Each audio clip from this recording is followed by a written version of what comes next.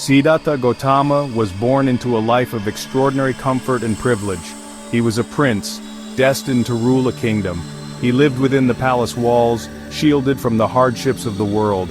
Yet beneath the surface of his charmed life, a profound unease stirred within him. He felt a deep yearning for something more, a truth that transcended the fleeting pleasures of his earthly existence. One day, venturing beyond the palace gates, Siddhartha encountered 4 sights that would forever alter the course of his life: an old man, a sick man, a corpse, and an ascetic. These encounters awakened him to the stark realities of suffering, sickness, aging, and death. They revealed the impermanence of all things and ignited within him a burning desire to find a path beyond the cycle of suffering.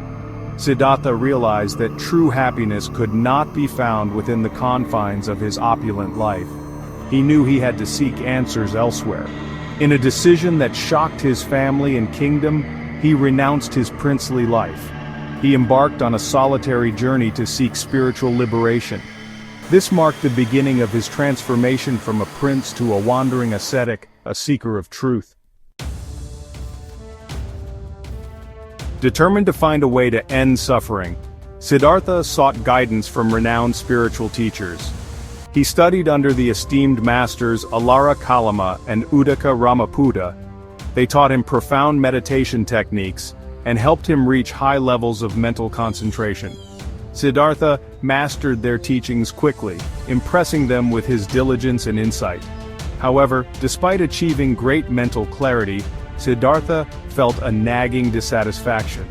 The teachings, while insightful, did not fully quench his thirst for liberation. They offered temporary relief from suffering but did not address its root cause.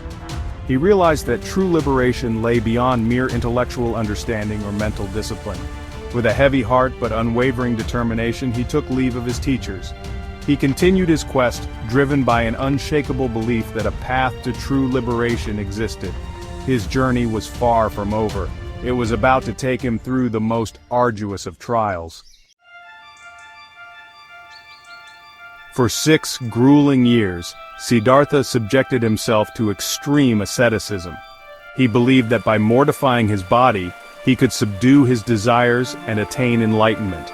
He practiced severe fasting, limiting his food intake to a few grains of rice a day. He slept on thorns and exposed himself to the elements, enduring scorching heat and biting cold. His body, once strong and healthy, became emaciated and frail. He grew so weak that he could barely stand. Yet enlightenment remained elusive. The more he punished his body, the further he seemed from his goal. One day, close to death, Siddhartha had a profound realization. As his body lay on the brink of collapse, he understood that self-mortification was not the path to liberation. It only led to more suffering. He recognized that the body was a vessel for the mind and needed nourishment and care, not abuse. A new way emerges, the middle path. Rejecting both extremes of luxury and self-mortification, Siddhartha embraced a new path, the middle path. This path avoided the pitfalls of indulgence and deprivation. It emphasized balance, mindfulness, and the cultivation of wisdom and compassion.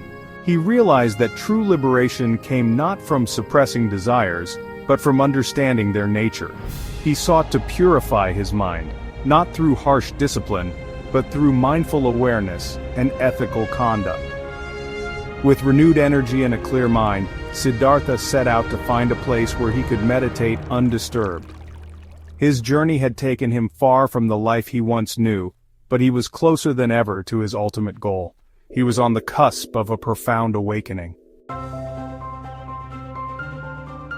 Beneath the Bodhi tree, the final struggle. Siddhartha arrived at a place called Bodh Gaya, drawn by the serene energy of a majestic fig tree. He vowed to meditate beneath this tree until he reached enlightenment. As he sat beneath the Bodhi tree, he faced his final test. Mara, the tempter, representing doubt, fear, and attachment, appeared before him. Mara unleashed a torrent of temptations, trying to lure Siddhartha back into the cycle of desire and suffering. He conjured terrifying visions and seductive illusions, but Siddhartha remained steadfast.